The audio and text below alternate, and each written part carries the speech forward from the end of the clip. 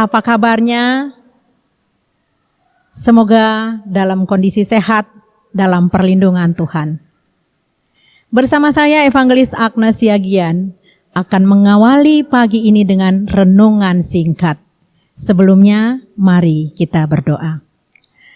Kudus, kudus, kuduslah Engkau Allahku yang memberkati dan menolong kami melalui hari-hari kami. Kebenaran firman Tuhan akan disampaikan, kiranya ya Aba ya Bapa yang memberkati. Di dalam nama anak-Mu Tuhan Yesus Kristus kami berdoa. Amin. Bapak Ibu, Saudara yang terkasih dalam nama Tuhan kita Yesus Kristus, saat bangun pada pagi hari, apakah yang harus kita lakukan? Apakah kita langsung mengambil HP kita, lalu kita membuka WA, Facebook, Instagram, atau yang lain-lain? Atau ketika bangun pada pagi hari, kita langsung memikirkan apa ya yang akan kita persiapkan untuk makanan di pagi hari, siang, atau malam hari? Atau kita terus memikirkan kondisi ekonomi kita ataupun keuangan kita, bagaimana nanti kami akan membayar begitu banyak tagihan-tagihan kami, belum membayar kredit motor, kredit mobil, bayar uang air, listrik, dan lain sebagainya. Seorang pedagang akan memikirkan, apakah hari ini daganganku akan laris manis? Seorang pengusaha akan memikirkan, bagaimana, apakah perusahaanku akan mendapatkan untung yang lebih banyak pada hari ini? Seorang driver online juga berpikir seperti itu. Saudaraku, ketika kita memikirkan hal-hal yang seperti itu, maka kita akan stres. Lalu kita akan melihat wajah kita yang tidak nyaman, ditekuk, dan lain-lain sebagainya. Mari memandang kepada Tuhan Yesus.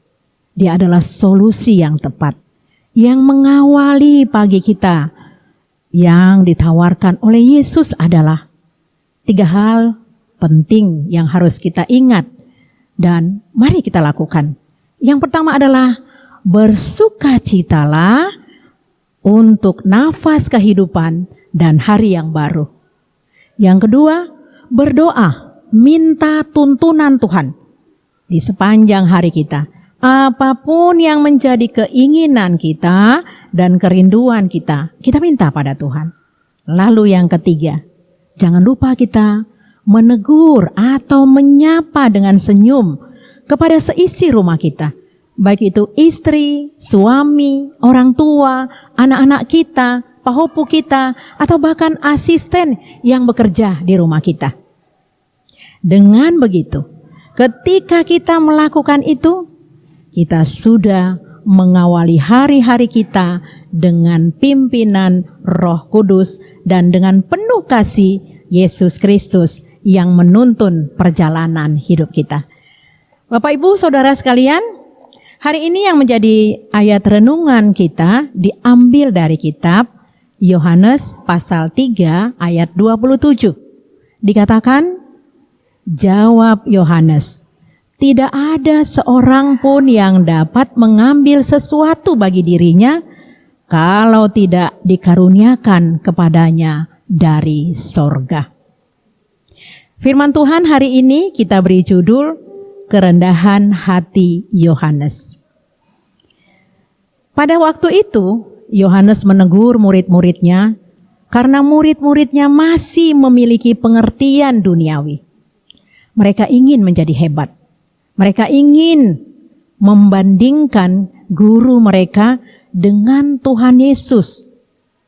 Dan mereka berbangga dengan jumlah murid yang diperoleh guru mereka. Mereka bangga menjadi sombong jikalau guru mereka jauh lebih baik dari Tuhan Yesus. Luar biasa ya. Betapa sangat salahnya pengertian para murid-murid Yohanes. Yohanes mengingatkan dengan mengatakan dan menekankan tadi di Yohanes pasal 3 ayat 27.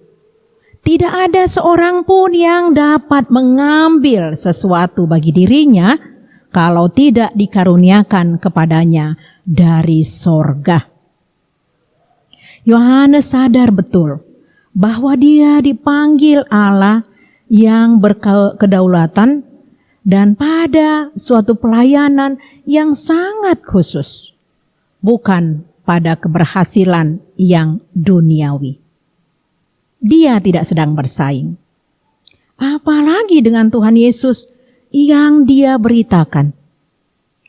Yohanes tidak menginginkan namanya ataupun pujian.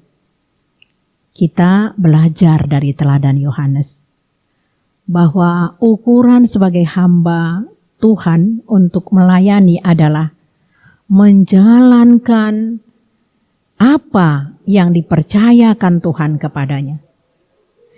Yohanes mengajarkan murid-muridnya bahwa panggilan dia adalah mempersiapkan jalan bagi Sang Mesias.